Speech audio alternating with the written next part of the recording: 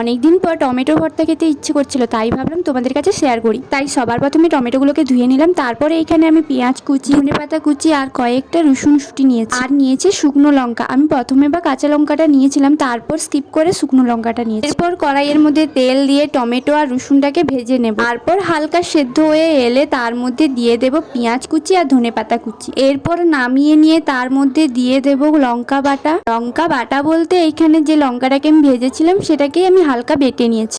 তারপরে আমি পোড়া লঙ্কা অ্যাড করেছি, তোমরা চাইলে একবারেই পোড়া লঙ্কা অ্যাড করতে পারো। এরপর পরিমাণ মতো লবণ আর ভাজা জিরের গুঁড়ো দিয়ে মাখিয়ে নিলেই রেডি আমাদের টমেটোর ভর্তা। হ্যাঁ, অনেকেই অনেক রকমের টমেটো ভর্তাটা করে থাকে, আমি এই রকম প্রসেসে করেছি, তবে এটা খেতে কোনো খারাপ ছিল না। শেষ পাতে এই রকম টমেটো ভর্তা থাকলে তো জমেই যাবে, খেতে কিন্তু দারুণ হয়েছিল। তোমরা বাড়িতে অবশ্যই একবার ট্রাই করে দেখতে পারো। তো ফ্রেন্ডস, ভিডিওটা কেমন হয়েছে অবশ্যই কমেন্ট করে জানিও আর একটা লাইক করে দিও।